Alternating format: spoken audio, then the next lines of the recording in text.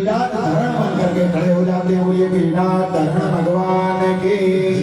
भगवान ने अपनी उंगली के नख पर गिरिराज को धारण किया है और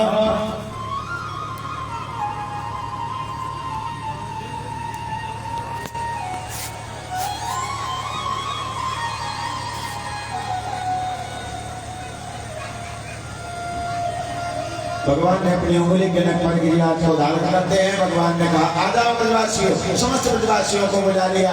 सभी ब्रजवासी जाकर के पहुंचे हैं। सबने अपने अपने डंडे कंधे लगाए हैं। डंडे कंधे लगा करके भगवान खड़े हो जाते हैं। सभी खड़े हुए हैं और इंद्र बरसात कर रहा है। भगवान ने अगस्त जी महाराज को बुलाया।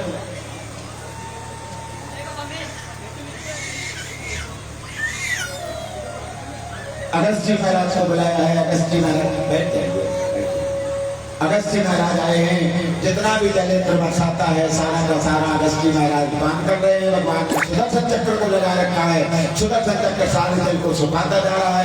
एक दिन बीता, 2 दिन बीता, 3 दिन बीते, 4 दिन बीत गए और चौथे दिन में जाकर के ब्रजवासी आकर के भगवान के समक्ष खड़े हो गए।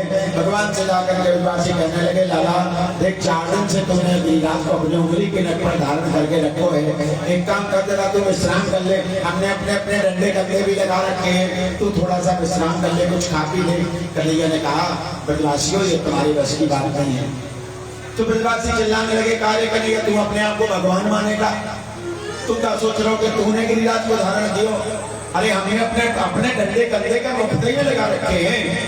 भगवान ने कहा ठीक है भैया तो एक काम करो थोड़ा सा हम विश्राम कर लेते हैं, अब जरा संभालना।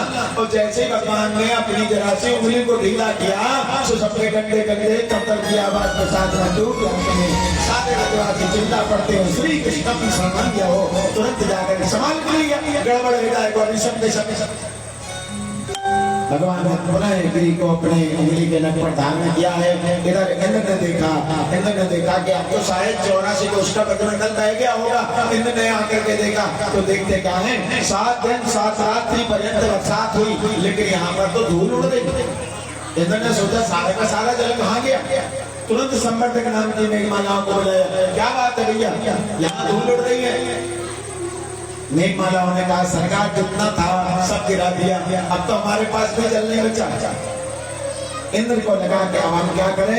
इंद्र ने जाकर के तुरंत भगवान की स्तुति करने लगते हैं और मैया और ब्रजवासी सब मिल करके गिरिराज भगवान की स्तुति कर रहे हैं। कैसा मेला लगाया, कैसा मेला लगाया, कैसा मेला लगाया तूने श्याम, कैसा मेला लगाया तूने श्याम। सारी धरती जपे तेरा नाम, कैसा मेला लगाया तूने श्याम। सारी धरती जपे तेरा नाम, कैसा मेला लगाया तूने श्याम। सारी धरती जपे तेरा नाम, कैसा मेला लगाया। गाइए सभी गाइएगा ताली बजाते हुए। सारी धरती जपे तेरा नाम, कैसा मेला लगाया, कैसा मेला लगाया, कैसा मेला लगाया तूने श्याम।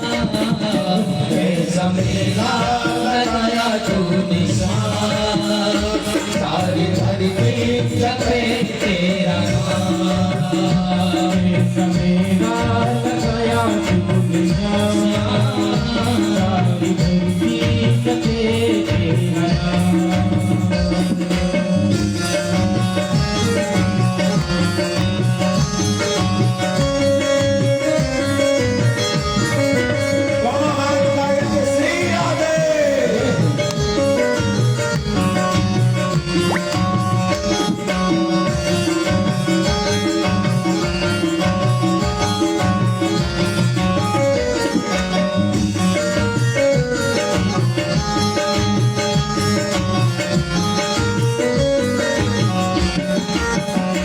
मूसलाधार बरसात में निया पर्वत उठा हाथ में। मूसलाधार बरसात में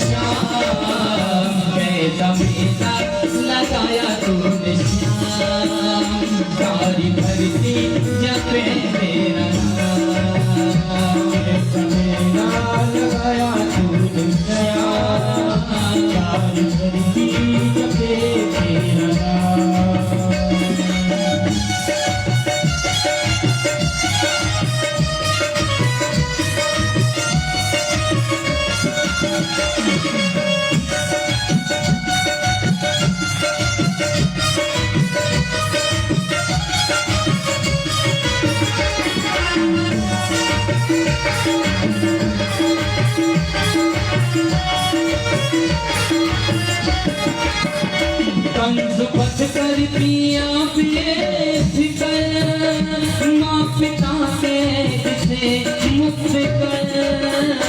कंस मत कर दिया बेफिक्र, माँ पिता के से मुक्त कर। कंस मत कर दिया बेफिक्र, माँ पिता के से मुक्त कर। देखी शुद्ध बुद्धे अमो बरे रहा, देखी शुद्ध बुद्धे अमो बरे रहा। ऐसे नहीं, एक बार हाथ उठा दो सभी लोग, उठा दो और गाइए भाव से, मस्ती से। सारी धरती जपे तेरा नाम, मैं जमेरा लगाया तू निशान। सारी धरती जपे तेरा नाम, कैसा मेला लगाया, कैसा मेला लगाया, कैसा मेला लगाया तूने शान। कैसा मेला लगाया तूने शान। सारी धरती जपे तेरा नाम, मेरा लगाया तू निशान। सारी जपे तेरा नाम, सारी धरती जपे तेरा नाम, सारी धरती जपे तेरा नाम, सारी धरती जपे तेरा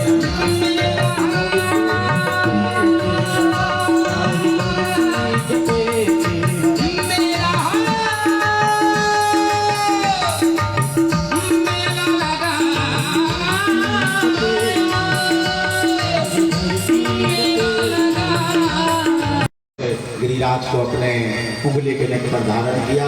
इंद्र ने आकर के देखा कि 84 को उसका ब्रजमंडल बह गया होगा। आकर के देखा तो देखते क्या है, धूल उड़ रही है। तुरंत जाकर के संवर्धक नाम की मेघमालाओं से पूछा।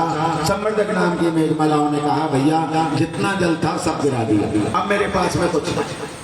भगवान ने तब जाकर के ध्यान लगा करके इंद्र ने देखा, और जो इंद्र ने देखा तो देखते क्या है कि गोविंद खड़े खड़े मुस्कुरा रहे हैं। तुरंत इंद्र को लगा कि अब मेरे से बहुत बड़ा अपराध हो चुका है, लेकिन अब मैं क्षमा मांगू तो किन शब्दों में मांगू।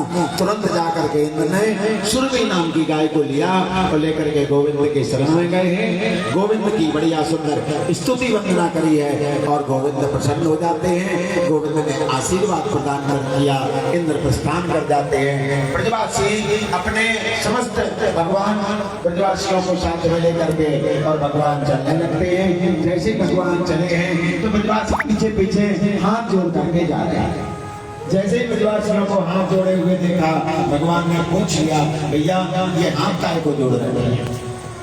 ब्रजवासियों ने कहा सरकार हम तो भूल गए थे, हम तो भूल गए थे कि हमारा लाला, अरे हमें पहले मालूम नहीं था कि आप तो साक्षात नारायण हैं, क्योंकि भगवान के अलावा किसी दूसरे में इतनी सामर्थ्य नहीं है कि सात को उस लंबे चौड़े गिरिराज पर्वत को धारण कर सके। आप तो साक्षात भगवान हैं।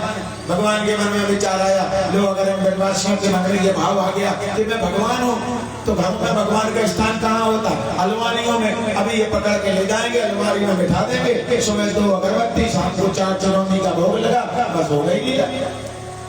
तो भगवान ने सोचा क्या करें, तो भगवान ने तुरंत कह दिया अरे ब्रजवासियों तुम क्या सोच रहे हो कि मैंने गिरिराज को धारण किया।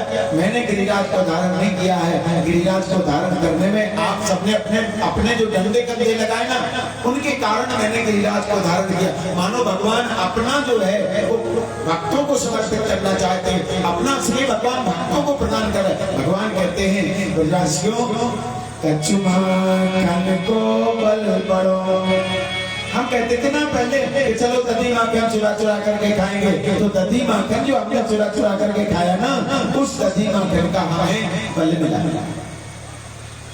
कछु माखन को बल पड़ो, कछु को बन करी सहाय।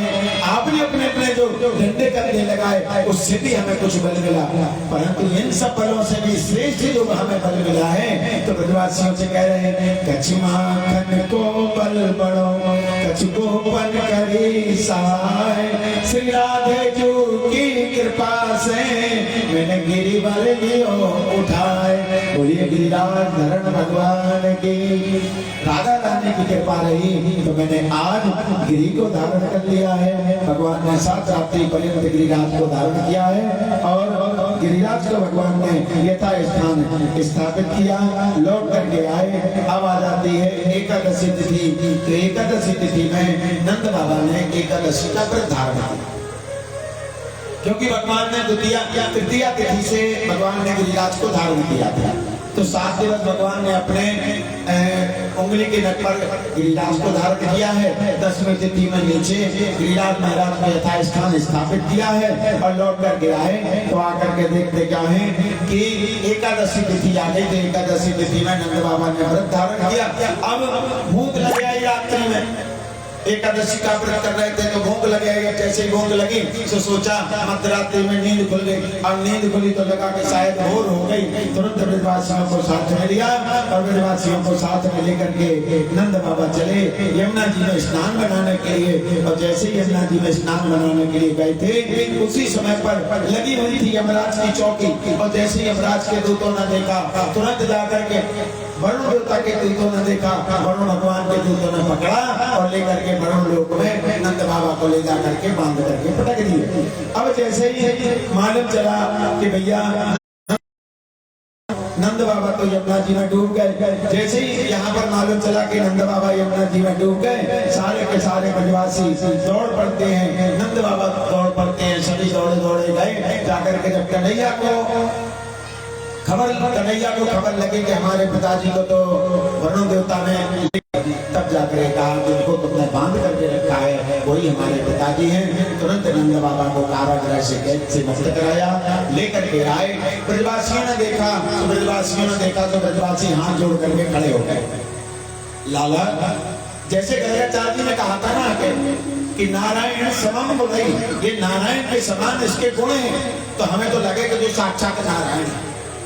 तो ब्रजवासियों ने भगवान ने कहा कि ये ज्यादा मक्खन लगाने की आवश्यकता नहीं है, भैया तुम्हारे मन में जो भी है लालसा तुम हमें निश्चय को होकर कहो। तब ब्रजवासियों ने कहा सरकार हम और कुछ ना चाहें, हम केवल आपके बैकुंठ दर्शन करना चाहते। आपका बैकुंठ कैसा है, हम केवल बैकुंठ के दर्शन करना चाहते। भगवान ने कहा एक काम करो, चिंता ना करो, जाओ जाकर के यमुना जी में जाकर के डुबकी लगाओ। जिस चीज को भी दर्शन करना है वो जाकर के यमुना जी में डुबकी लगाएंगे। सब गए यमुना जी में जाकर के डुबकी लगाए। अब ब्रजवासी जैसे यमुना जी में डुबकी लगाते हैं, सीधे पहुंच जाते हैं बैकुंठ में। अब बैकुंठ में जाकर के देखा तो देखते क्या है, चारों तरफ से बिल्कुल 4-4 हाथ के दिखाई दे रहे हैं। जैसे 4-4 हाथ के दिखाई दे तो ब्रजवासी जाकर के कहने लगे भैया राम राम, परंतु कोई बोले ना। जिसको भी करे राम राम, जो मुंह पे उंगली रख दे भैया यहाँ बोलने का कोई काम नहीं। ब्रजवासियों ने कहा बड़ों में चल रहे भैया जो बैकुंठ, कोई का उसे राम राम भी ना करे, कोई का उसे बोले भी ना है। एक ब्रजवासी ने कहा भैया यहाँ पर मोरो कन्हैया ना दिखा रहा, कन्हैया कहाँ है, चलो खोजते हैं। अब ब्रजवासी चलने लगे बैकुंठ में, यत्र तत्र देखते जा रहे हैं। एक जगह पर जाकर के देखा तो देखते क्या है, शेष सैया के ऊपर भगवान बैठे हुए। जैसे भगवान के ऊपर नजर गई, एक ब्रजवासी बोलो देख देखो हमारा कन्हैया वो शेष सैया के ऊपर, नाम के ऊपर बैठो। अरे वाह भैया, मुझे तो आप समझ में आई जो सांपई पे बैठो रहे, तब तो बाने जाकर के कालिया का उद्धार कर दिया था। ताता थैया करके काली की भटानी पर नृत्य किया। ये तो सांपई पे सोए। सब ब्रजवासी जय जयकार करने लगते हैं। जैसे ही अंदर जाने को उद्यत हुए, वहां पर 5 लोगों ने रोक दिया, अंदर जाना निषिद्ध है, वहां नहीं जा सकते हो। तब जाकर के ब्रजवासियों को लगा कि भैया अब यहाँ पर इससे अच्छे तो हमारा ब्रज है कि हम अपने कन्हैया को कान पकड़ लेते हैं, घोड़ा बना लेते हैं, घोड़ा बना करके बिठा लेते हैं, हमें ना चाहिए तो बैकुंठ। अरे हम तो ब्रजवासी बन गए। इसलिए तो ब्रह्मा जी ने भी कहा था कि कर जोड़े ब्रह्मा खड़े, सुनो नंद के लाल, और देव ब्रह्म पद और को हमें करो ब्रजवाल। महाराज ये ब्रज का हमें नहीं चाहिए, हमें तो केवल ब्रजवासी बना दीजिए, ये ब्रह्मा का पद किसी और को बांट दीजिए। वही बात आज बैकुंठ में ब्रजवासी कह रहे महाराज हमें ये तुम्हारा बैकुंठ नहीं चाहिए, हमारा वो ब्रज अच्छा है जहाँ पर कन्हैया को हम कभी कान पकड़ लेते हैं, कभी घोड़ा बना लेते हैं, कभी पीठ पर बैठ जाते हैं। ब्रज में जितने सरल हैं हमारे गोविंद के दर्शन उतने बैकुंठ में ना है। इसीलिए तो हमारे सब जब कहते हैं कि ब्रज का भास मिले, जैसे भी मिले, अगर मिट्टी भी बनाओ तो ब्रज की चोटी में बनाओ, अगर पक्षी बनाओ ब्रज में बनाओ।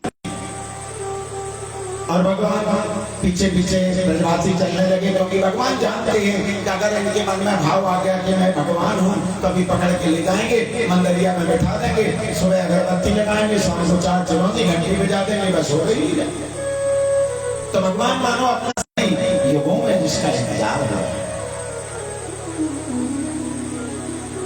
शरद की पूर्णिमा है। शरद पूर्णिमा के दिन भगवान ने एक बीज मंत्र का उद्घोष भगवान ने अपने बंसी पर किया। और जब जैसे ही भगवान ने बीज मंत्र का उद्घोष किया तो मानो एक एक गोपी को उसका नाम सुनाई दे रहा।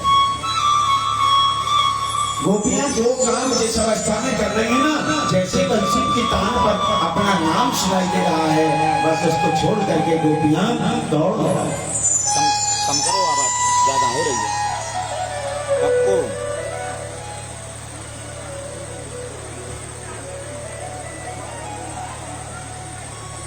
तो जैसे भगवान बंसी की तान पर नाम का उद्घोष है, तो गोपियां जो काम कर रही हैं उसी काम को उसी अवस्था में छोड़ती हैं और दौड़ लगा देती हैं। कोई गोपी गाय दौड़ेगी और जैसे ही नाम सुनाई दिया ना बंसी में, तो उसने गाय दोहन के पात्र को छोड़ा और छोड़ करके दौड़ लगा देंगे। कोई गोपी अपने बच्चे को स्तनपान करा रही, अब जैसे स्तनपान करा रही थी और बच्चे के कान पर अपना नाम सुनाई दिया, उसने बच्चे को नीचे छोड़ा, उसी अवस्था में दौड़ लगा देती है। कोई गोपी अपने पति को भोजन करा रही, पति ने कहा जरा नमक ला करके देना, अब गोपी ने अपना नाम सुन लिया, तो उसने शक्कर उठाई और थाली में छोड़ी और दौड़ लगा देती है। और सुखदेव जी महाराज कहते हैं, राजन ये गोपियां करती नहीं है, हो जाता है, क्योंकि प्रेम की गति जो होती ना बड़ी अटपटी होती है। प्रेमी की अवस्था को समझना, क्योंकि प्रेम में प्रेमी कहाँ चला जाता है इसका कोई भरोसा नहीं।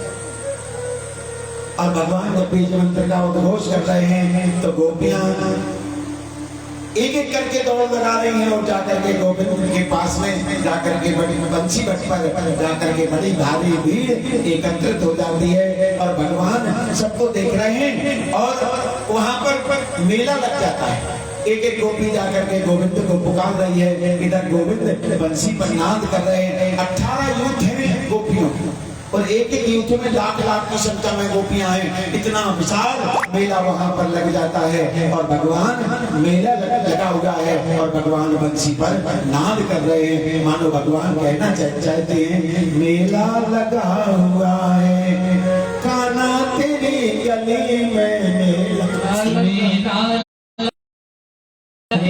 कान्हा तेरी गली में मेला लगा हुआ है, कान्हा तेरी गली में मेला लगा हुआ है, कान्हा तेरी गली में मेला लगा हुआ है, कान्हा तेरी गली में, मेला तेरी गली में हर दिल झुका हुआ है, कान्हा तेरी गली में हर दिल झुका हुआ है, कान्हा तेरी गली में।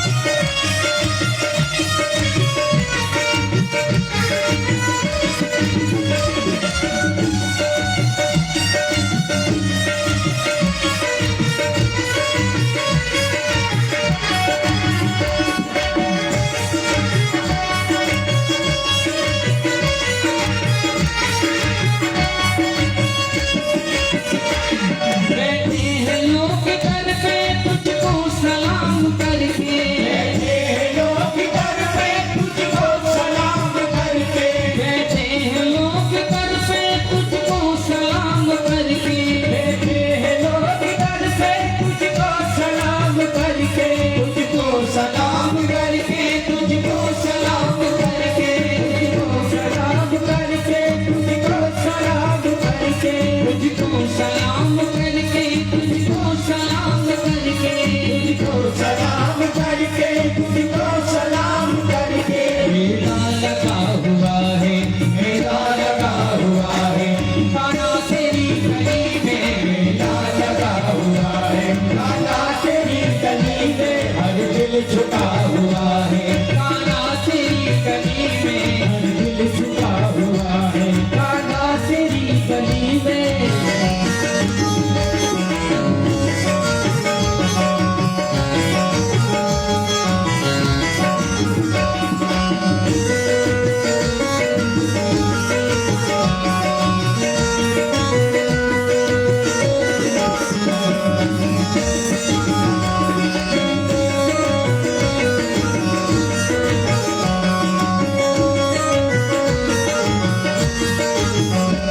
कान्हा हो तुम निराले बिगड़ी बनाने वाले, कान्हा हो तुम निराले बिगड़ी बनाने वाले, कान्हा हो तुम निराले बिगड़ी बनाने वाले, कान्हा हो तुम निराले बिगड़ी बनाने वाले, बिगड़ी बनाने वाले, बिगड़ी बनाने वाले।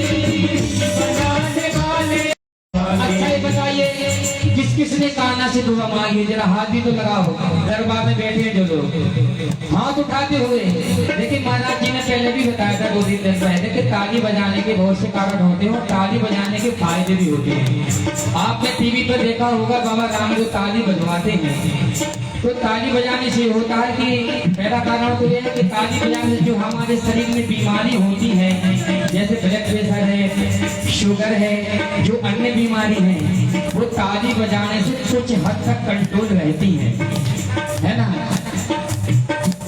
उठाइए सभी लोग दोनों हाथ, उठाइए उठाइए, जितने भी लोग पंडाल में बैठे हैं, जो आगे बैठे हैं, जो पीछे बैठे हैं, जो बाजू बैठे हैं, जो आगे, उठाइए सभी लोग दोनों हाथ और कहिए सबने दुआ ही मांगी, सबने दुआ ही मांगी, कान्हा तेरी गली में सबने दुआ ही मांगी, कान्हा तेरी गली में सबने दुआ ही मांगी, कान्हा तेरी गली में सबने दुआ ही मांगी, कान्हा तेरी गली में हर दिल झुका हुआ है, कान्हा तेरी गली में हर दिल झुका हुआ है, कान्हा तेरी गली में हर दिल झुका हुआ है, कान्हा तेरी गली में हर दिल झुका हुआ है, कान्हा तेरी गली में हर दिल झुका हुआ है, कान्हा तेरी गली में हर दिल झुका हुआ है, कान्हा तेरी गली में हर दिल झुका हुआ है, कान्हा तेरी गली में हर दिल झुका हुआ है, कान्हा तेरी गली में हर दिल झुका हुआ है, कान्हा तेरी गली में हर दिल झुका हुआ है, कान्हा तेरी गली में हर दिल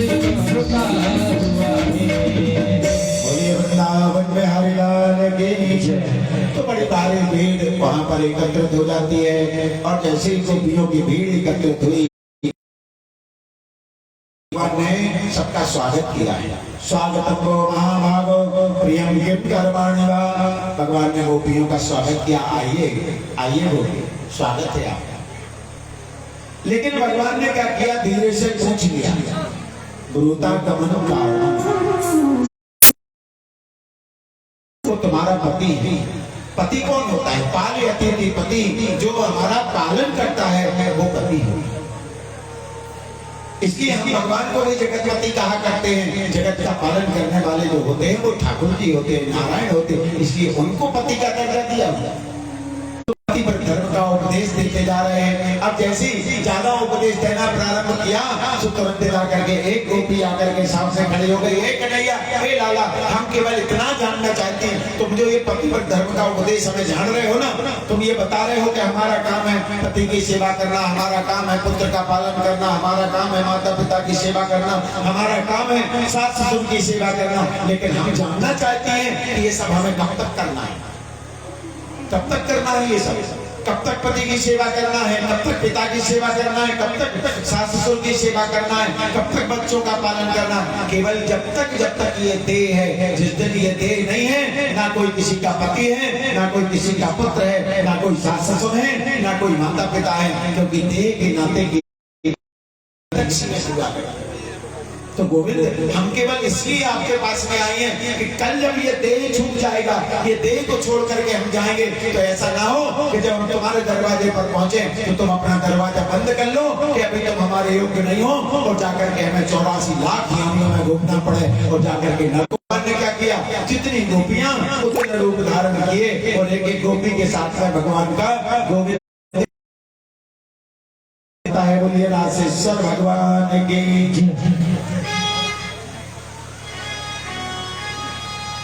भगवान जितनी गोपियां उतने रूप भगवान ने बनाए, और एक एक गोपी के साथ में रास विहार प्रारंभ हो जाता है। कैसी मोहन बंसी तोरी आई दीवानी हो गई, ताली बजाते हुए बड़े प्रेम से हो गई है। कैसी मोहन बंसी बजाई राधा दौड़ी आई दीवानी हो गई है, दीवानी हो गई है।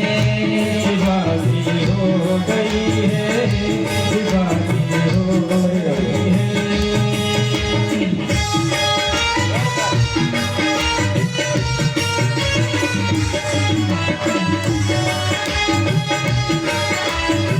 बड़े प्रेम से दोनों हाथ उठाए हुए श्री राधे।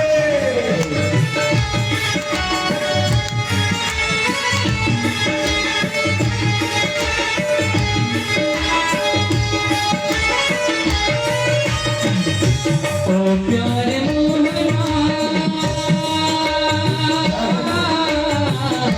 ओ प्यारे मोहना, रंग ले हमें भी इसी रंग में, इसी ओ फिर से सुना दे बंसी, कलियां खिला दे गोरे अंगों में। फिर से सुना दे बंसी, कलियां खिला दे गोरे अंग में। गोरे अंग में नींद उड़ाई, चैन गवाया, लोकाग्नि पर आई, दीवानी हो गई है, दीवानी हो गई है। दीवानी हो गई है, दीवानी हो गई है। कैसी मोहन बंसी बजाई राधा दौड़ी आई, दीवानी हो गई है, दीवानी हो गई है, दीवानी हो गई है, दीवानी हो गई है। बड़े प्रेम से श्री राधे।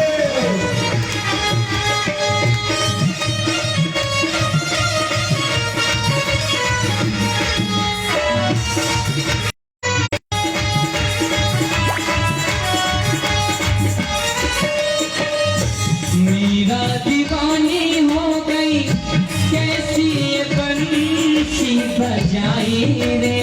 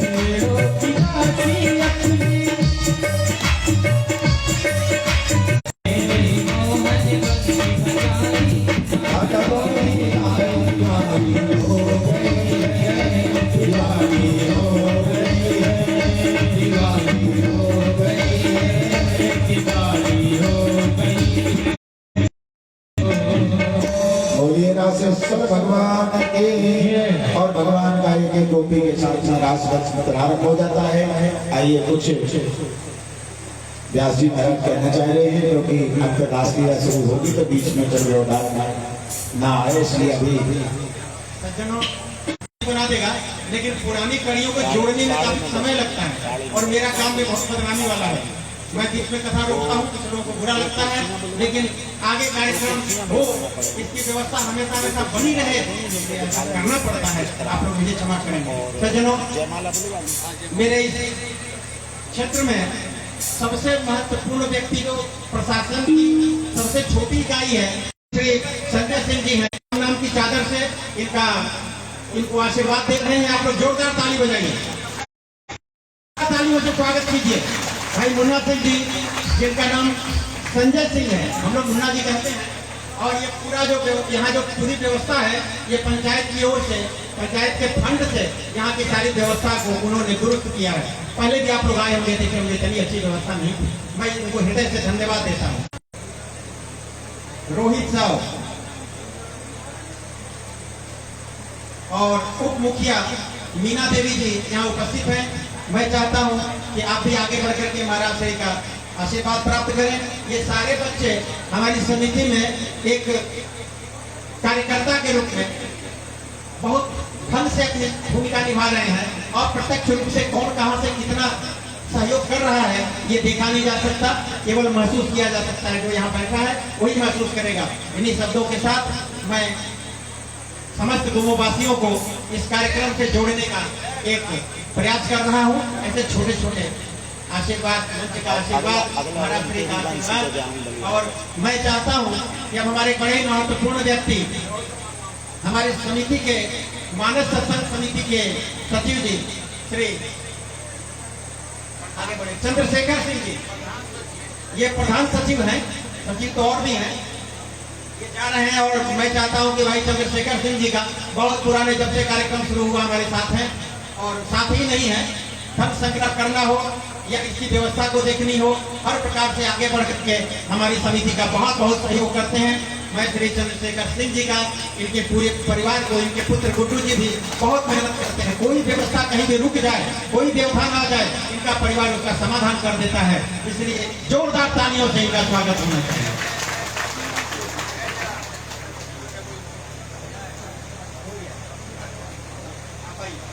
अब मैं चाहता हूं कि हमारे दूसरे सचिव गणेश जी भी सामने जाएं। और देखिए, बिना गणेश की वंदना के कुछ काम होता नहीं है। मैं चाहता हूं, आप जाइए। देखिए, भगवान किसको कितनी शक्ति दे देंगे और किस रूप में दे देंगे आप नहीं समझ सकते। इस दुनिया में कोई भी छोटा नहीं है, कोई भी बड़ा नहीं। परमात्मा अपना काम जिससे करवा ले वो बड़ा है, और जिसको ठाकुर जी की सेवा का मौका न मिले, जो केवल अपने लिए जीता हो, वो बड़ा नहीं है, वो बहुत छोटा।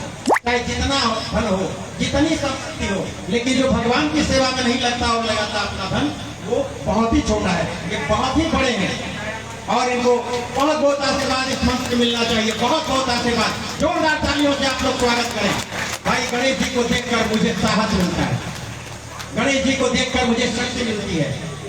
इस समिति को इन्होंने कैसे एक जगह से बैठे बैठे, इनके मोबाइल में सारी दुनिया कैद है। आप कहते हैं कि वहां जाना पड़ेगा, ये कहते हैं नहीं जाना पड़ेगा, यहीं से काम होगा। मोबाइल घुमाते हैं, आपको कहाँ कैसा सहयोग किस प्रकार का चाहिए, किससे चाहिए, ये समाधान करते हैं। पूरा परिवार इस कार्यक्रम में व्यस्त है, पूरे परिवार की व्यवस्था इस पूरे कार्यक्रम के अनुसार चल रही है। अपना कोई व्यक्तिगत कार्यक्रम नहीं रह गया है।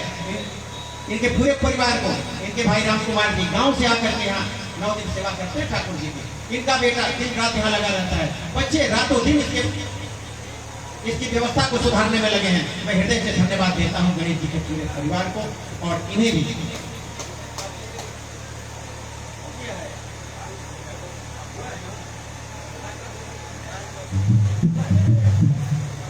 श्री जी बाकी है।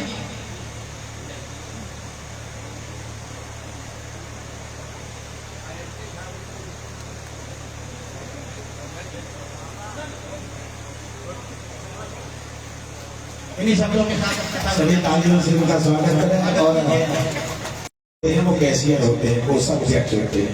हमारे जयराम जी तो भाई नहीं, उनका तो नाम ही नहीं ले रहे हो। वो हमारे प्रधान मेहमान भी हैं और इस सारे यज्ञ के सारे कार्यक्रम के भाई सब घूमते रहेंगे, जब तक पैसा नहीं मिलेगा तब तक काम कैसे होगा। तो सबकी ये निकासी करने वाले चाहे थे कि अंत में इनका 2 दिन में तो जो जहाँ जिसको परमात्मा योग्य मानता है। आज हमें ऐसा लगा कि हमारे कैशियर जी जो जयराम जी हैं ये रह गए थे, इनके लिए भी सभी लोग तालियों से स्वागत करें। और मैं सभी के लिए हमारे जिन्होंने भी प्रत्यक्ष रूप में परोक्ष रूप में इस कार्यक्रम में अपना सहयोग प्रदान किया है उनके लिए। और ये राम नाम की चादर गले में रहे। यजमान पता नहीं कितने वर्षों से बन रहे हैं, लेकिन आयोजक और संयोजक के रूप में मैं इनकी मुख्य भूमिका देखना चाहता हूँ। इन्हीं शब्दों के साथ यजमान के रूप में रातों दिन परिश्रम करके कार्यक्रम को आगे बढ़ाने में, बाहर जहाँ नौकरी करते हैं महाराज, जो लोग जानते हैं इस कार्यक्रम को, उन लोगों से मांग करके और धन संग्रह करके यहाँ लाते और अनुदान पहुँचाते हैं।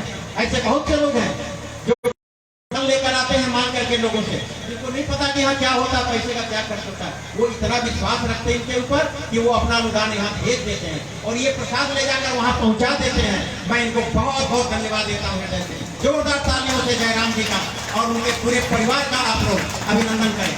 गणेश जी सभी किया करते हैं और हमारे जो अपनी वाणी के द्वारा आप लोगों को लगातार ये वाणी की सेवा करते हैं, आपके लिए सुमन वृष्टि करके और अपनी वाणी से आपको प्रोवाइड करते हैं। मैं चाहूंगा कि हमारे करते हैं भगवान की सेवा में लगे हुए हैं, तो भगवान का आशीर्वाद इनके ऊपर भी कृपा बनी रहे, निरंतर बरसती रहे। मैं आवाहित करूंगा, क्योंकि मैं आदेश तो नहीं कर सकता, मैं आवाहित कर सकता हूँ। विपुल हमारे बीच में पधारे हैं साक्षात व्यास रूप में, उनका भी सभी तालियों से पहले स्वागत करिएगा। दोनों हाथ उठा करके करिए, तालियों से स्वागत करें। और मैं ढेर सारा आशीर्वाद भागवत भगवान से प्रार्थना करूंगा कि भक्ति की धारा निरंतर इसी प्रकार से बहती रहे और आपकी वाणी से ये सुमन हमेशा मुखरित होते रहे और हमारे समस्त भक्तों का कल्याण होता रहे। आइए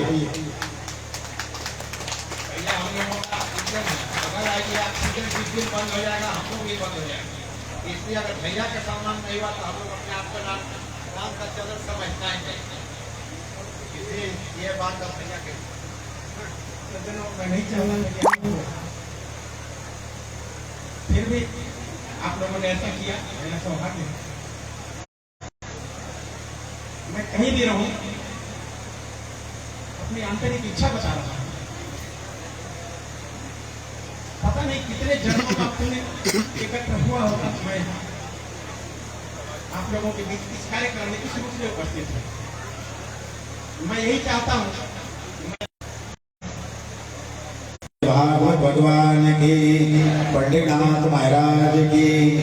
आज इस झारखंड की पावन भूमि गौमोह में भगवान बांके बिहारी जी की कृपा और आप सबके परम स्नेह से इस देह को आने का सौभाग्य प्राप्त हुआ और मैं अपने आप को बहुत भाग्यशाली मानता हूँ कि आप लोगों के जैसे भक्ति की धारा इतने लंबे समय से ये प्रवाहित हो रही है और इसमें आप अपना सब बूंद बूंद करके और इस कार्यक्रम को गति प्रदान करते हैं।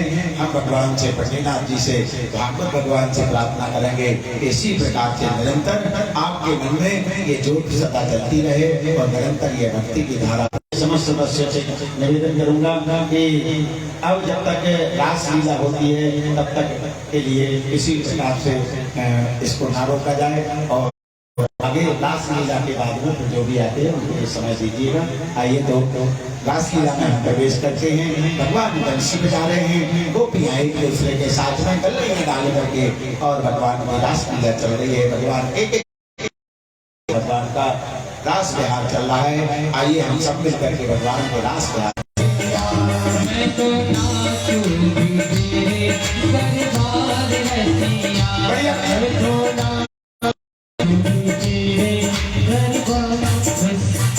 ऐसे नहीं कि जैसे टाकीज में बैठे अपना। आजकल तो ये व्यवस्था चल रही है कि तुम हमारे लिए पैसे ला करके दो, तुम्हारे चेले का क्या हो रहा है इससे हमें कोई मतलब नहीं। और शास्त्र कहता है तृतीय जन्म वाला होना चाहिए, साफ चाहिए और रसीला, पानी में रस होना चाहिए। ऐसा गुण हमारे जीवन में होता है तो गोविंद की कृपा होने में देर नहीं लगती, तब जाकर के चौथी हो तब हमारे हृदय भी व्यक्ति का भाव जागृत होता है। मैं तो नाचूंगी तेरे दरबार रसिया, मैं तो नाचूंगी तेरे दरबार रसिया, मैं तो नाचूंगी तेरे दरबार रसिया।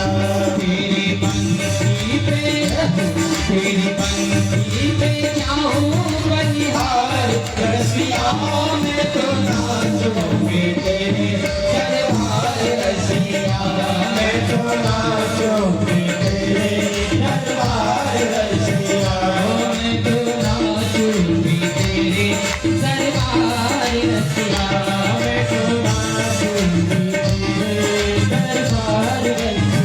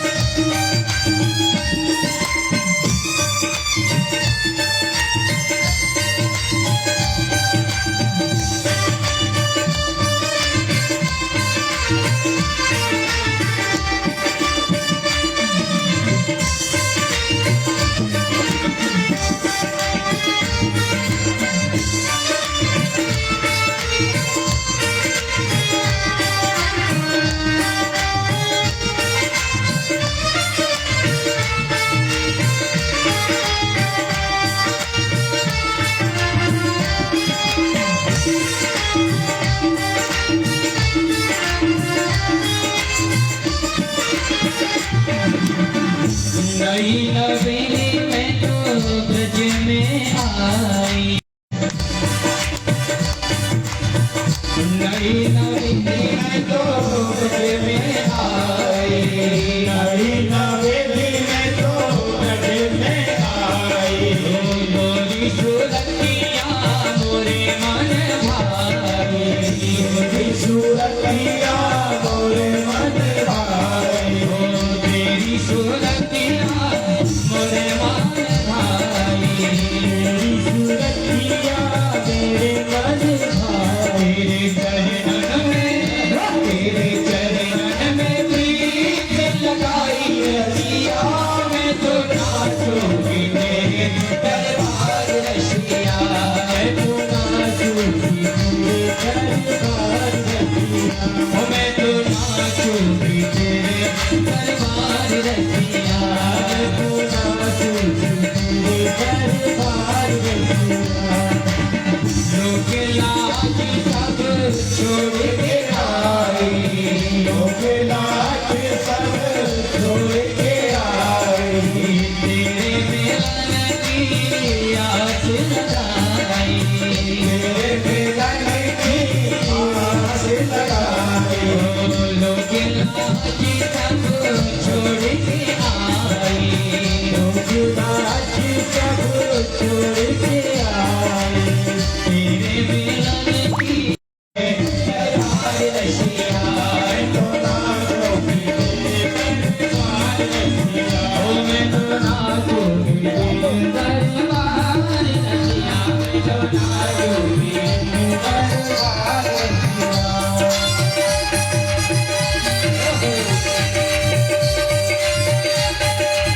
बड़े प्रेम से श्री राधा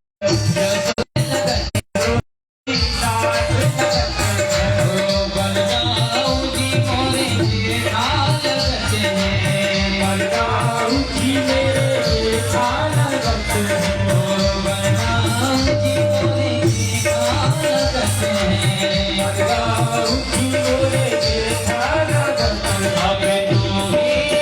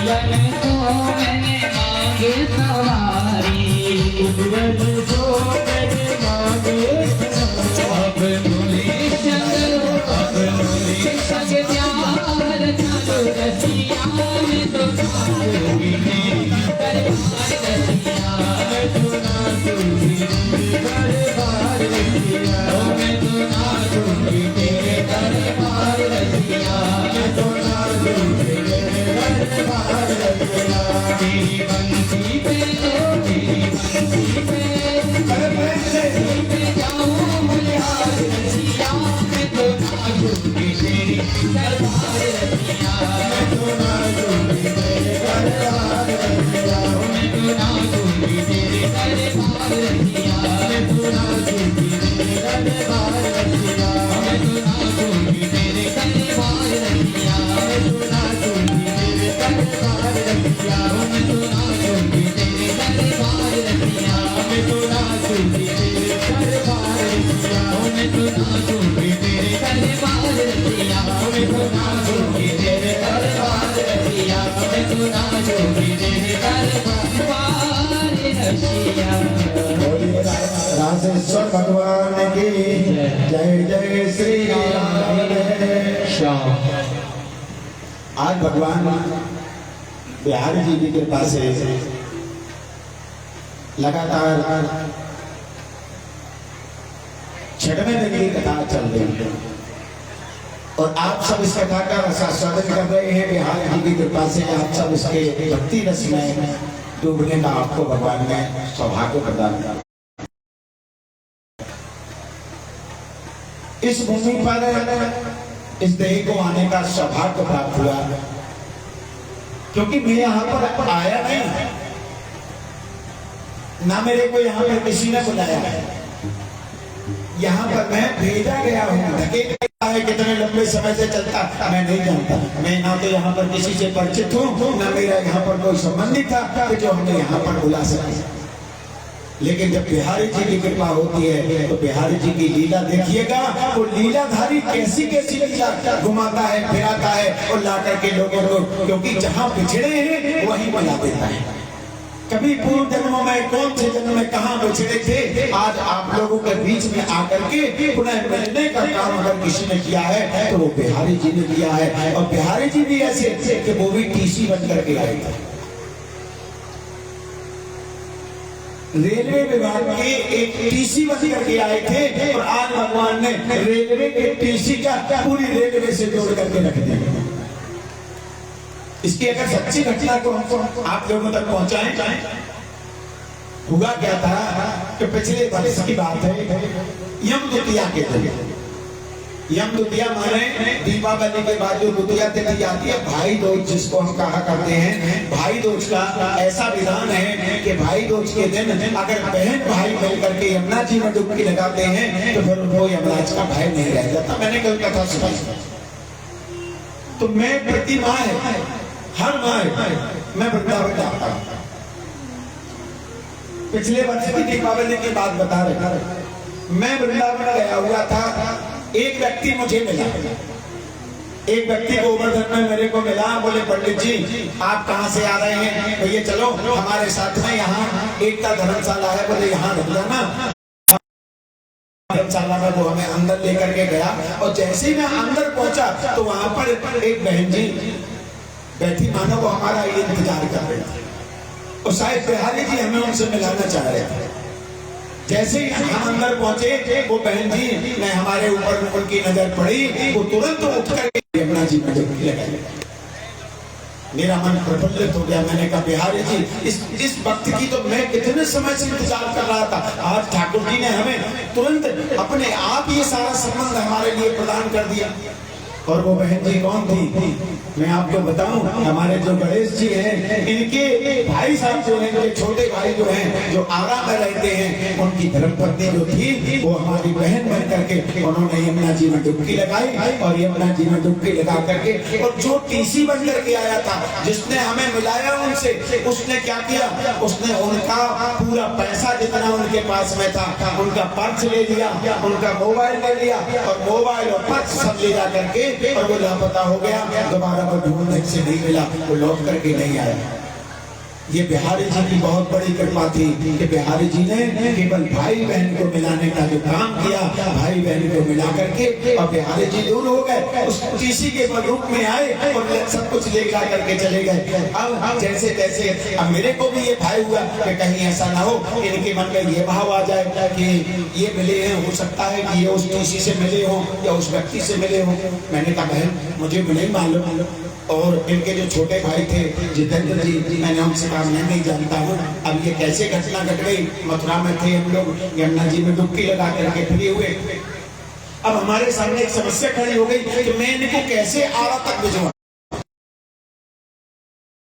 ना मोबाइल है ना कुछ, ना पैसा है, सबका सारा का सारा पैसा लेकर के वो चला गया। अब मैंने कहा मैं क्या करूं। भगवान बिहारी जी से हमसे प्रार्थना की, हे बिहारी जी इनको सुरक्षित इनके घर तक भिजवाना। मैंने 10 रुपए का टिकट लेकर के, 7 लोग थे, 7 लोगों के लिए 10 रुपए का,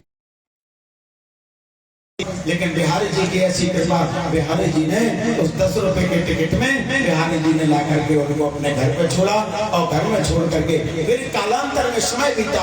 उनके बेटे की शादी थी, उन्होंने मुझे निमंत्रण दिया और निमंत्रण दिया, मैं उस शादी में आरा। हमने कहा भैया देखो रेलवे से अपन जुड़े और रेलवे ने हमें ला करके जोड़ा है और रेलवे ने तुम्हें तोड़ा था, रेलवे ने तुम्हारी जेब की सफाई की थी, इसलिए भैया रेलवे वालों से जल्दी बात कराओ।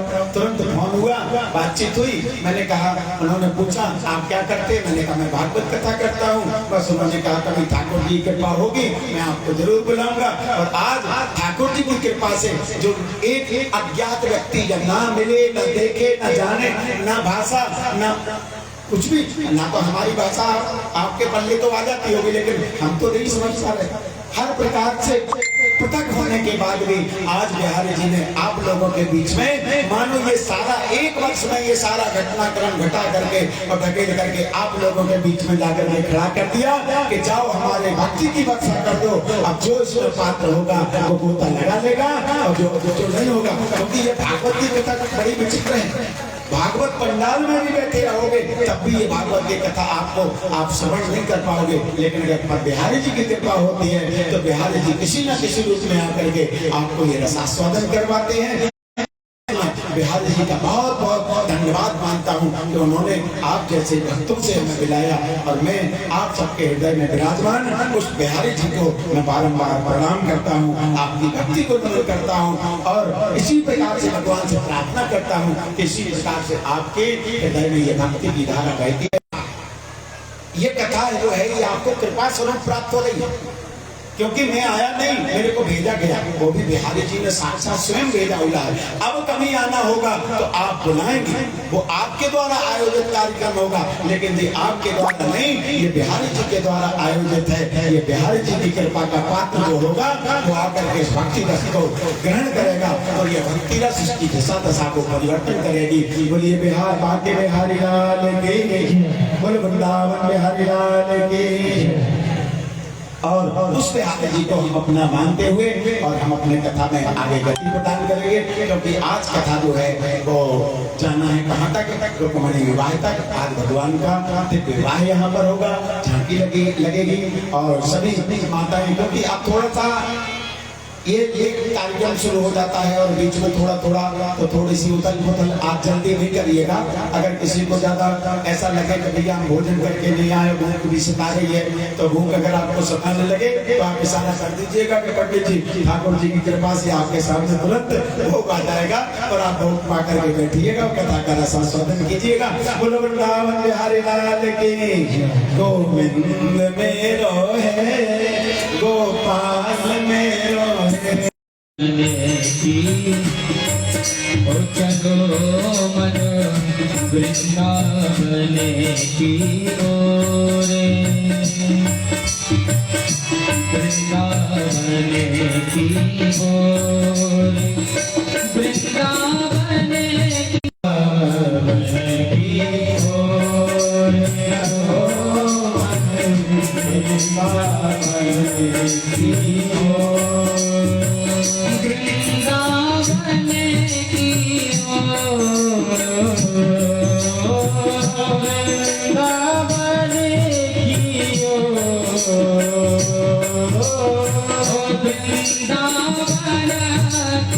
और चलो वृंदावन की ओर, चलो वृंदावन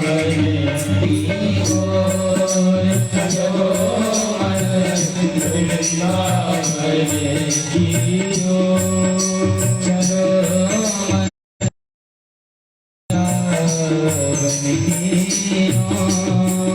बोले वृंदावन बिहारी लाल की।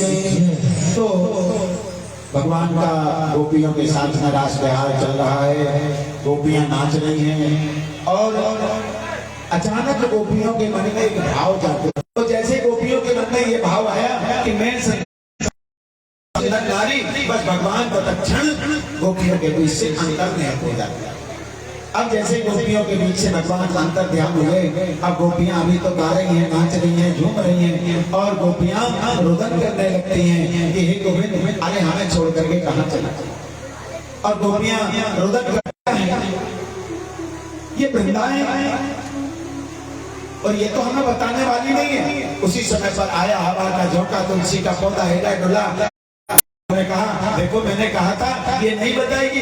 गोपियां आगे बढ़ती हैं, आगे बढ़ती हुई चली जा रही थी कि रास्ते में एक जगह पर बढ़िया दूध दिखाई दे गई। जैसे ही दूध दिखाई दे, एक गोपी ने कहा कि देखो, हमें लग रहा है यहाँ पर रोमांस, भूदेवी के अंदर रोमांस हो रहा है, शायद गोविंद को यहाँ पर छिपा करके रखा हुआ।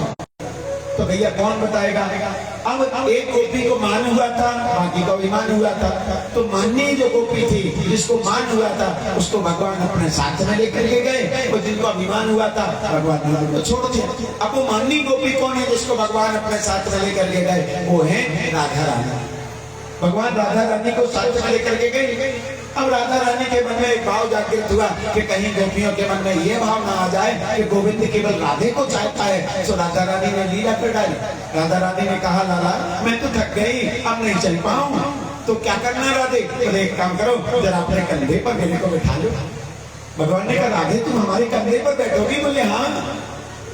भगवान ने कहा ठीक है, आ जाओ। और जैसे ही भगवान झुके राधा रानी को कंधे पर बैठाने के लिए, और जैसे ही राधा रानी कंधे पर बैठने के लिए उद्यत हुई, तो तत्क्षण भगवान अंतर ध्यान हो गए। और जैसे ही भगवान अंतर ध्यान हुए, तो राधा रानी वहीं पर बेहोश होकर के गिर जाती है।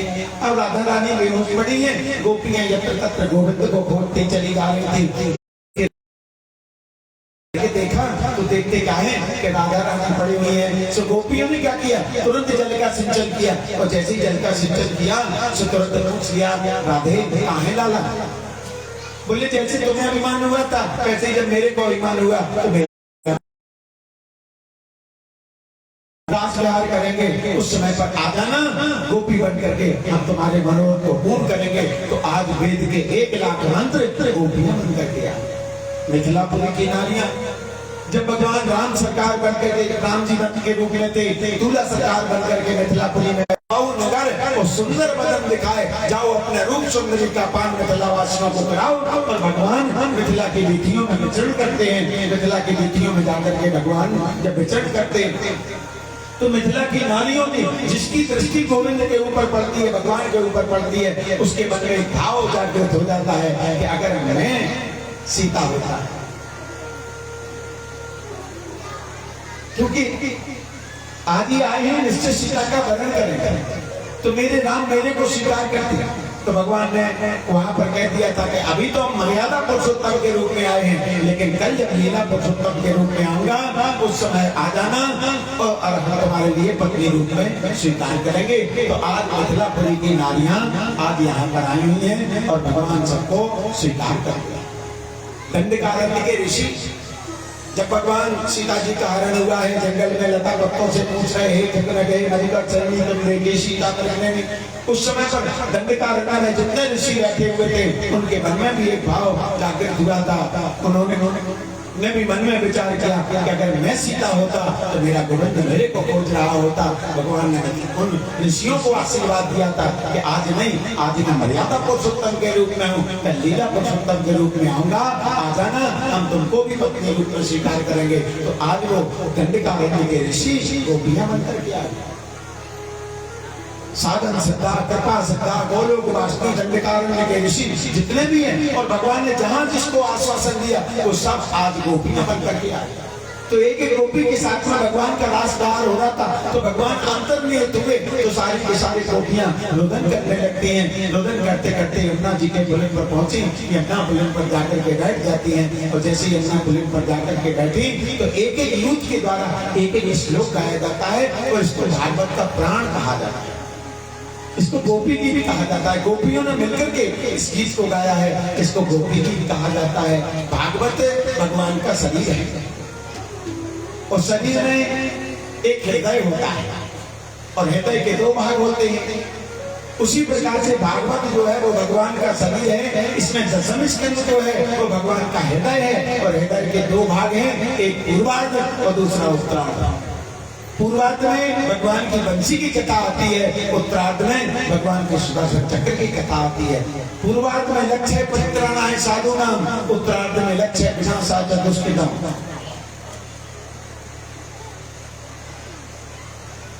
और इन 5 अध्याय में जो रास पंचाध्यायी है, इसमें 5 प्रकार की जो प्राण वायु होती है, इसको पंच प्राण कहा गया है। और इन 5 प्राणों में जो गोपियों ने गीत गाया है उस गीत का नाम है गोपी गीत। ये भागवत का चेतन है और ऐसी मान्यता है, शास्त्र कहता है, भागवत कहता है कि जो भी नित्य प्रति रात्रि कालीन वेला में गोपी गीत का पाठ करता है अर्थानुसंधान से अगर इसका पाठ करता है तो एक दिन ऐसा आता है कि गोविंद की छवि का दर्शन करने का जीव को सौभाग्य प्राप्त हो जाता है। आइए हम भी इस गोपी गीत में प्रवेश करें क्योंकि समय कम है, इसलिए जितना संभव हो सकेगा उतना गोपी गीत में हम आपको ले चलने का प्रयास करेंगे। क्योंकि गोपी गीत की व्याख्या करना तो संभव नहीं है, कम से कम एक एक दिन गोपी गीत की अकेली व्याख्या करने के लिए कम से कम 20 दिन 18 दिन की कथा तो चाहिए, तब जाकर के गोपी गीत के थोड़े से रास्ते में पहुंच सकते हैं। बाकी गोपी गीत में पहुंचना हर व्यक्ति की बस की बात नहीं है, क्योंकि गोपी गीत में वही पहुंच सकता है जिसको गोविंद की कृपा जिसके ऊपर होती है। गोविंद की कृपा के बगैर इसमें पहुंचना संभव नहीं है। तो गोपियां एक गीत गाते हुए गोविंद से निवेदन करते हैं कि जयति तेधिकम्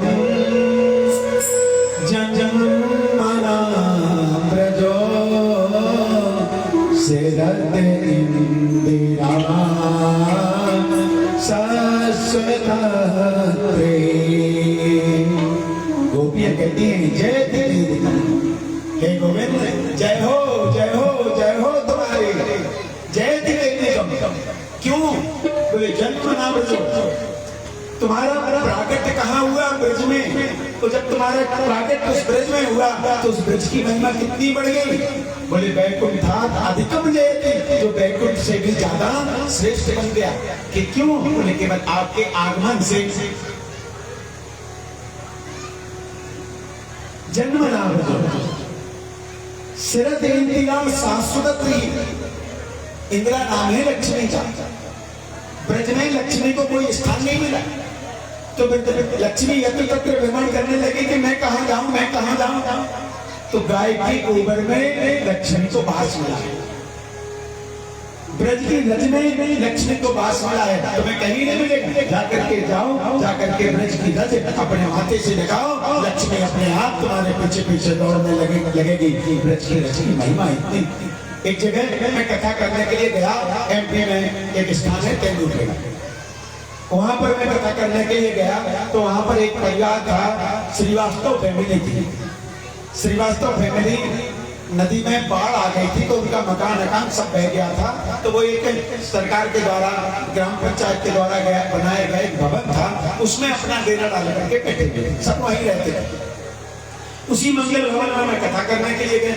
जब मैं कथा करने के लिए गया तो 1 दिन हो गया, 2 दिन हो गया, 3 दिन हो गया। अब ऐसे ही पंडाल लगा हुआ है, मंच लगा हुआ है उस मंगल भवन के अंदर, और ये पूरा मंगल भवन पड़ा हुआ है। इस तरफ के कमरे में वो श्रीवास्तव फैमिली रहती थी और इस तरफ के कमरे में हम लोगों को रुकने का स्थान दे दिया था और वहीं पर हम लोग बैठ करके और मंच लगा हुआ था कथा। 1 दिन हो गया, 2 दिन हो गया, 3 दिन हो गया। एक दिन अब वो उनकी 3 बहुएं थी।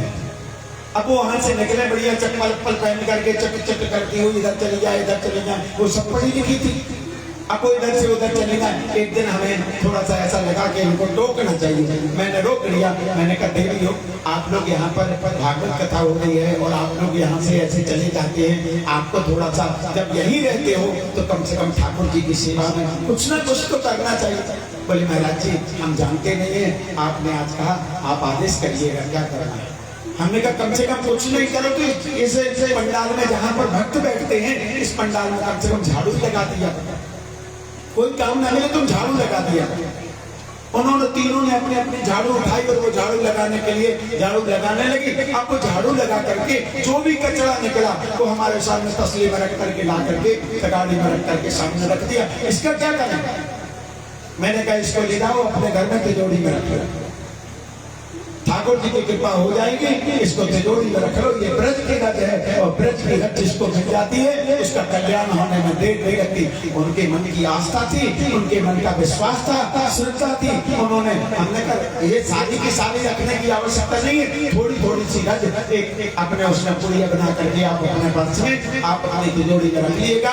उन्होंने उस रज को रखा और एक वर्ष नहीं लगा, तीनों बहुओं की नौकरी लग गई, तीनों पुत्रों की नौकरी लग गई और सारे के सारे उनके मकान दुकान भोपाल में उनका सारा बहुत बड़ा कारोबार बन गया। ये ब्रज की रज की महिमा है जो प्रत्यक्ष मैंने अपनी आंखों से देखा, क्योंकि प्रत्यक्ष के प्रमाण, जो प्रत्यक्ष है उसका कोई प्रमाण नहीं होता। तो ब्रज की रज में लक्ष्मी सूरत इंदिरा, इंदिरा नाम लक्ष्मी का है। वो यहाँ पर भटक रही है कि हमें कोई स्थान मिल जाता, जब उसको कोई स्थान नहीं मिला तो कहाँ स्थान प्रदान किया? बोले ब्रज की रज में तुम्हारा वास होगा। जय दिकम जन्मनाम जो सूरत इंदिरा सत्सदसरी। तो गोपियों ने कहा गोविंद कम से कम हमारी तरफ एक बार नजर उठा करके देख तो लो। भगवान ने कहा क्यों देखें? क्योंकि अभी तक तुम प्रेम की अवस्था में नहीं पहुंच पाए, क्योंकि मेरी प्राप्ति का साधन क्या है? कोई हरि व्यापक सर्वत्र समाना, तो प्रेम के प्रकट हो ही में जाना। मैं प्रेम से मिलता हूँ और अभी तक तुम्हारे अंदर का प्रेम जागृत नहीं हुआ। तो अगर मेरे को प्राप्त करना है तो प्रेम की तीन स्थितियां होती है। पहली स्थिति होती है तदीयता, दूसरी होती है त्वदीयता और तीसरी होती है मदीयता। तदीयता माने हम उसके हैं, वो हमारा है नहीं है, इससे कोई मतलब नहीं, लेकिन हम उसके, हम उस परमात्मा के हैं। जब ये भाव हमारे अंदर आ जाएगा कि गोविंद हम तुम्हारे हैं, हम तुम्हारे हैं प्रभु जी, हम तुम्हारे थे, हम तुम्हारे ही रहेंगे ओ मेरे केशव। हम तुम्हारे थे प्रभु जी, हम तुम्हारे हैं।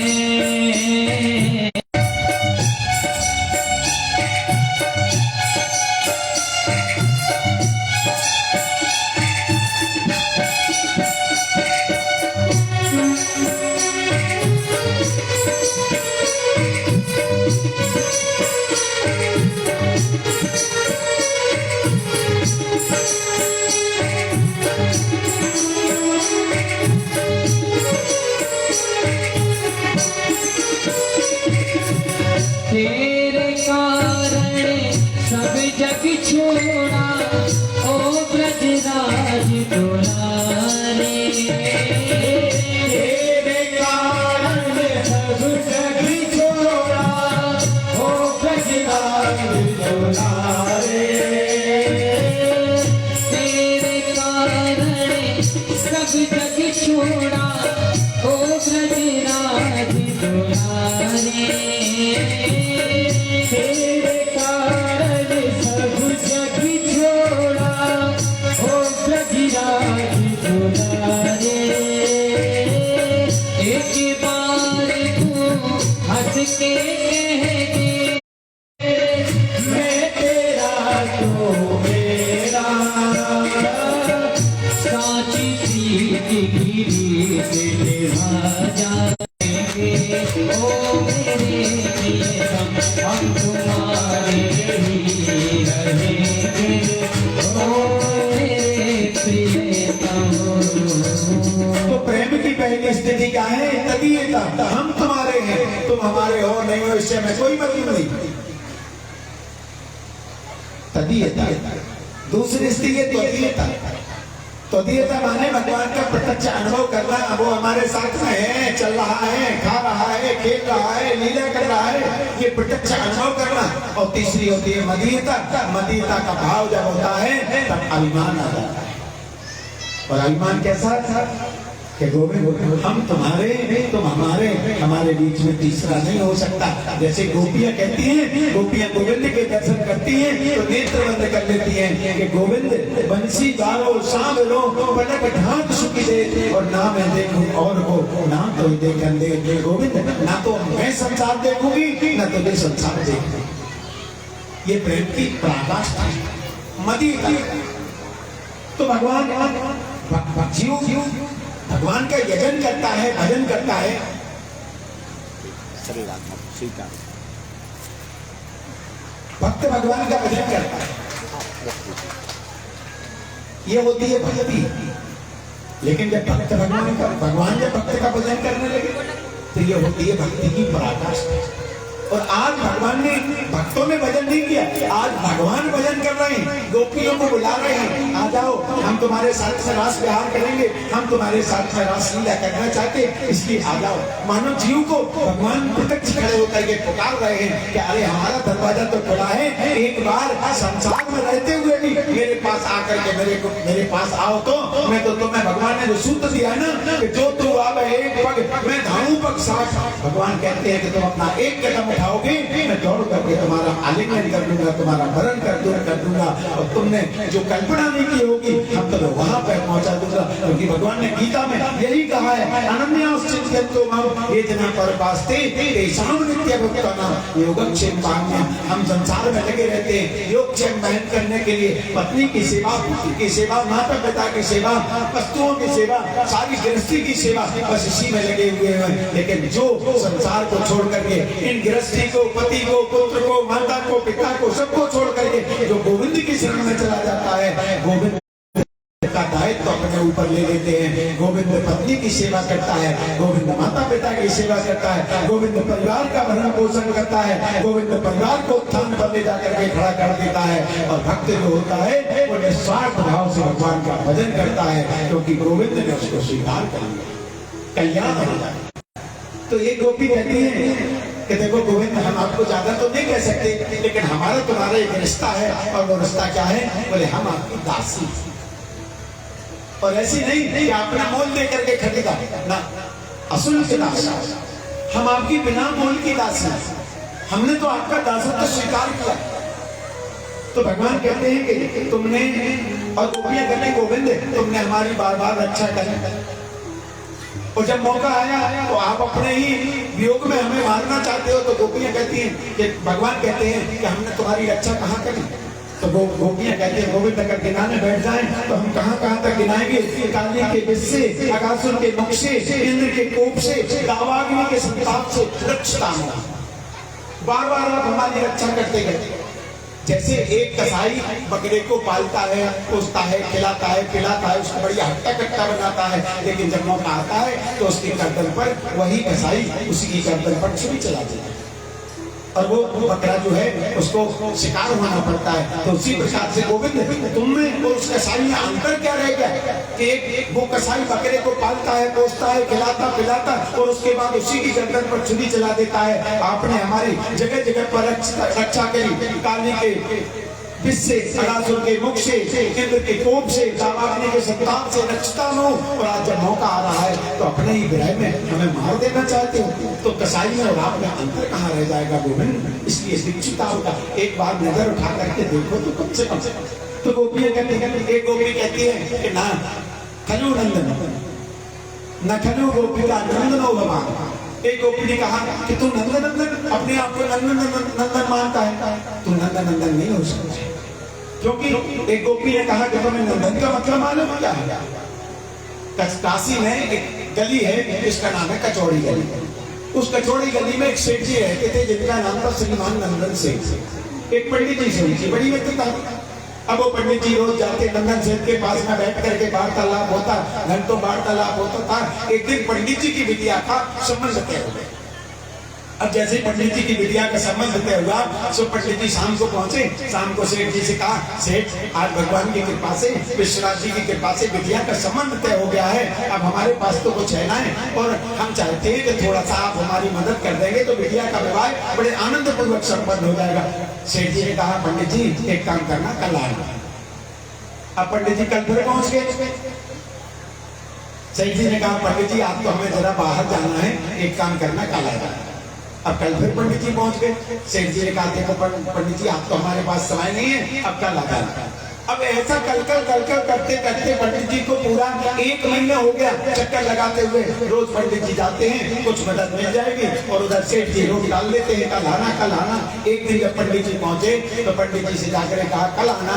उन्होंने पंडित जी ने कह दिया, सेठ तेरा नाम ही नंदन है, और तेरे पास में कल करते करते तूने पूरा महीना व्यतीत कर दिया, तू दान दे कैसे सकता है, क्योंकि तेरा नाम ही नंदन है। सेठ जी ने कहा, क्या मतलब? बोले, देखो सेठ हम बताते हैं तुम्हारे नाम की महिमा कि आदौ नकारो परतो नकारो मध्य दकारेण हतो नकारो। तेरे नाम के आगे नहीं करना, नाम के पीछे नहीं करना, केवल बीच में एक दान का ताप फंसा हुआ है, उस पर भी आधा ना चढ़ा हुआ है। अब का दान शक्ति घटी नंदन, अब तेरे अंदर दान देने की शक्ति बचेगी कहां से? सेठ जी तुरंत चरणों में गिर पड़े। उसी प्रसाद से मानो ये दर्शन देने में भी कंजूसी कर रहा है। और गोविंद हमें मालूम है कि हमें अभिमानित तो हुआ है ना, तुमने जो सूत्र दिया है ना कि मोहि कपट छल ना भावा, तुम्हारे अंदर जरा सा भी अभिमान आएगा मैं तुम्हें छोड़ करके चला जाऊंगा, तो हमारे अंदर तो अभिमान ही प्रकट हुआ था ना। और अभिमान कौन सा? ऐसा कि मेरे पास में संपत्ति का अभिमान हुआ हो, मकान का, दुकान का, किसी प्रकार का अभिमान नहीं, केवल इसी बात का अभिमान हुआ था कि मैं संसार की सबसे सुंदर नारी, तो सुंदरता का तो अभिमान हुआ था। तो हमें मालूम है कि आपके चरण कमलों में तो वो ताकत है कि जिसके ऊपर आपके चरण कमलों की कृपा हो जाती है, अभिमान तो रहेगी जितना मिष्ठा वो फिर सारा का सारा आपके चरणों पे संस्पर्श मात्र से वो सारा का सारा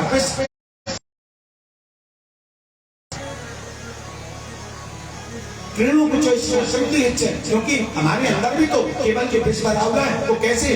अच्छा नाम है कामदेव का। ये काम के वशीवश होकर के हमारे मन में ये भाव आया कि मैं संसार की सबसे सुंदर नारी आज हमारे बीच में, योगियों की योगी भी हमारे बीच में आकर, क्योंकि मैं से तो गोपियां कहती है कि हम अरे जैसे आपने कहा कि हम प्रेम की पराकाष्ठा पर नहीं पहुंच पाए, तो प्रेम की परिभाषा क्या है? तो भगवान कहते हैं कि देखो प्रेम की परिभाषा तो ये है कि प्रेमी तो वो होता है अपने प्रेमी के विरह में जो अपने प्राणों को भी देने में पीछे नहीं है। अगर मरना ही प्रेमी की पराकाष्ठा है तो हम तो मरना चाहते हैं, लेकिन हम आपसे इतना भी पूछना चाहते हैं कि जो सीता राम के बगैर एक पल नहीं रह करके ले गया, तो उस समय पर वो सीता कैसे रही होगी? जब हनुमंत लाल जी वहां पर पहुंचे, हनुमंत लाल जी ने सीता जी से पूछा था, मां कैसे रहती हो? तो उस समय पर सीता जी ने क्या कहा था? सीता जी ने कहा था कि नाम पादरु विवश विसी ध्यान तुम्हारे कपाट लोचन निज पद चंद्र तो जाए प्राण की बात पान कर लिया। तो तुमने कौन से व्रत का पान कर लिया? क्योंकि जो अमृत मैंने देवताओं को बुलाया वो तुम्हें तो मिला नहीं, तो मैंने तो अमृत देवताओं को बुलाया था कि तुमने कहां से अमृत मिल लिया? तो गोपियां कहती हैं कि सरकार जो अमृत आपने देवताओं को बुलाया वो तो पुण्य क्षीणम मृत्यु लोकम गमिष्यति, जब उसके पुण्य क्षीण हो जाते तो मृत्यु लोक में आना ही पड़ता है। लेकिन हमने जो अमृत पिया है उसमें उसको पाने के बाद फिर आवागमन के बंधन मुक्त हो जाते हैं। तो भगवान ने पूछा, भैया कौन सा अमृत तुमने पी लिया? तो गोपियां कहती हैं कि तब कथा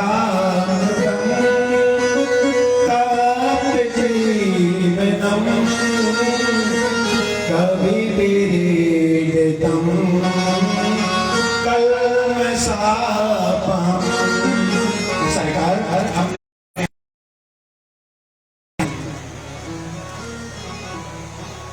कथा में लिए बोले हाँ 6 गुण बताए कथा के। सबसे पहला गुण बताया है कि तब कथामृतम तप्त जीवन। सबसे पहला है तप्त जीवन, कि जब भी जीवन में कथा मिलती है मन व्यथित होता है, और व्यथित हुआ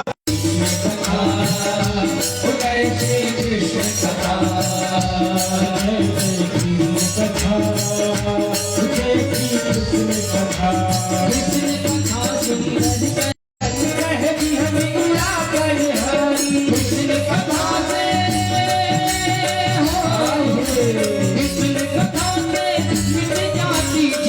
की विपदा सारी, जय जय कृष्ण कथा, जय श्री कृष्ण कथा, जय जय कृष्ण कथा, जय श्री कृष्ण कथा, जय जय कृष्ण कथा, जय श्री कृष्ण कथा,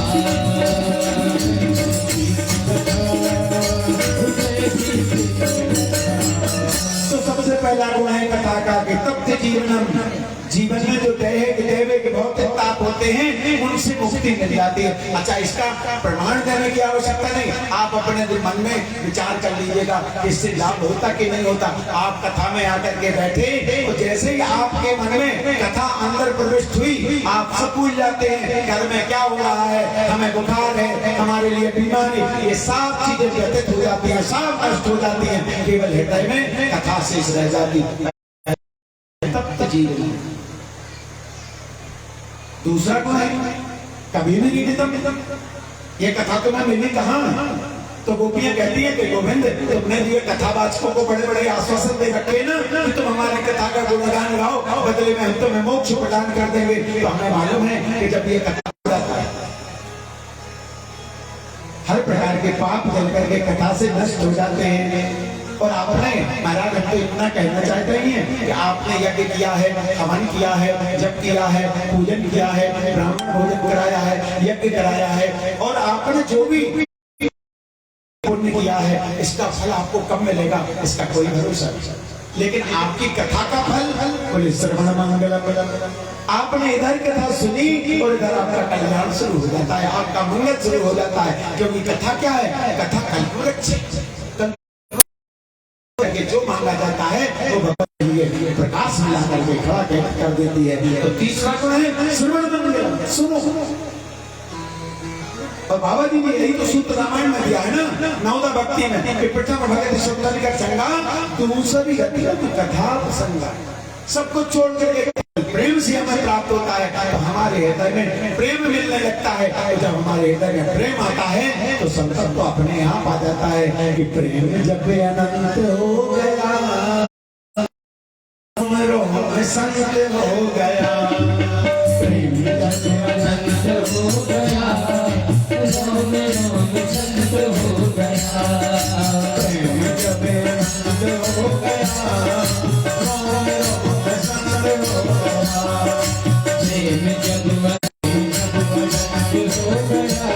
रोम रोम संत हो गया।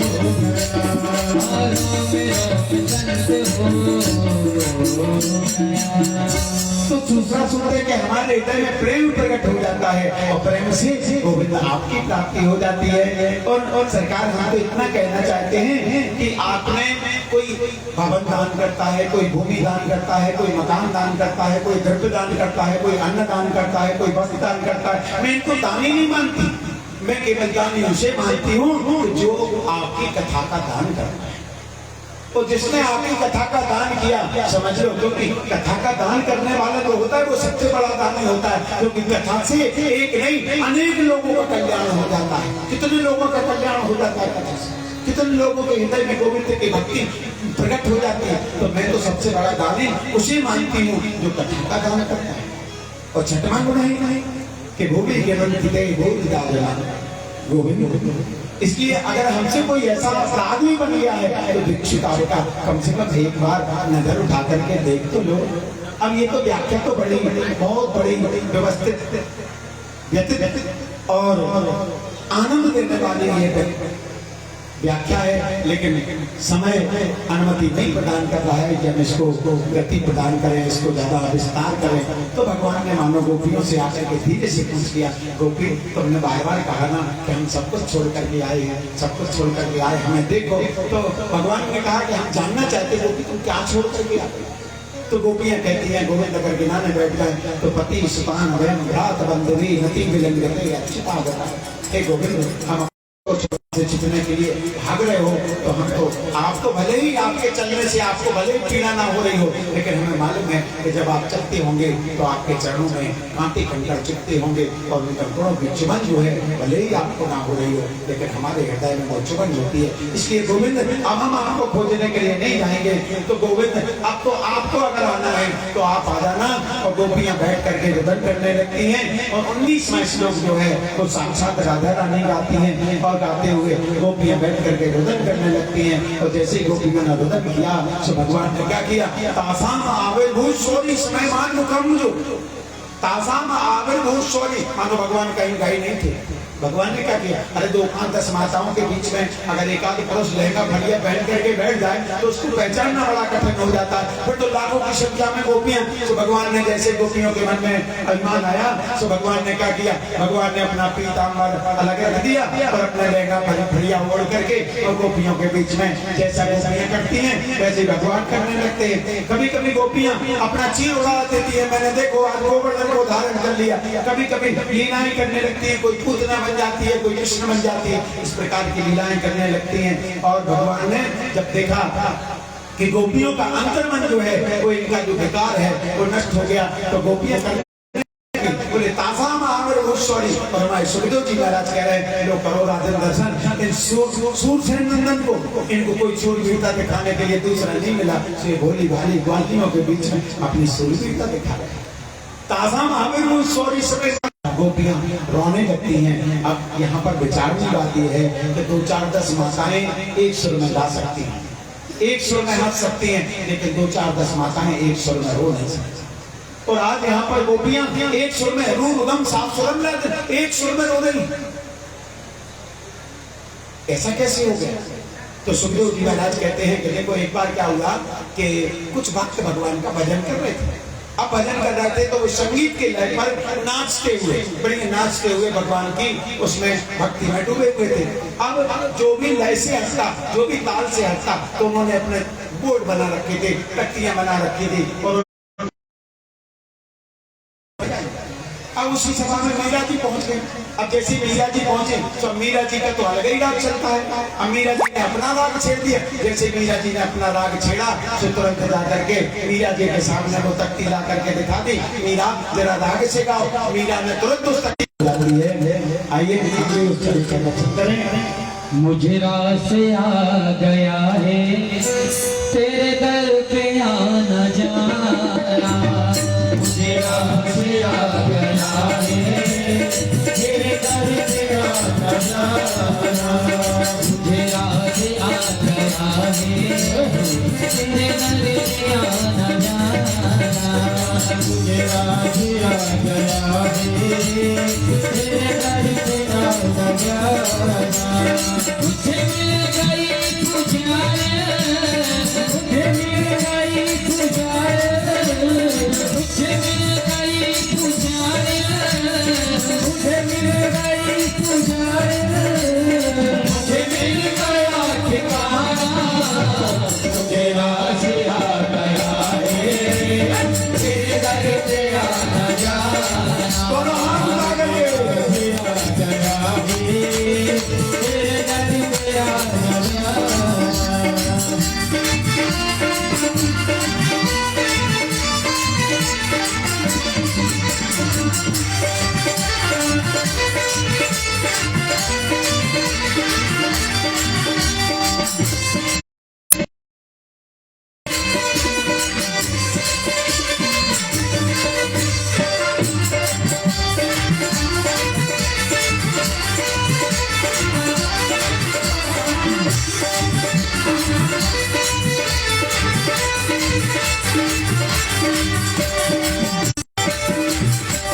मुझे गम नहीं है इसका, ये कार उड़ जाए, मुझे गम नहीं है इसका, ये कार उड़ जाए, मुझे गम नहीं है इसका, ये कार उड़ जाए, मुझे गम नहीं है इसका, ये कार उड़ जाए। मेरी जिंदगी के मालिक, मेरी जिंदगी के मालिक, हाथ उठा दो, उठाइए हाथ उठाइए। मेरी जिंदगी के मालिक, मेरी जिंदगी के मालिक आ गया है तेरे दर पे आना जाना।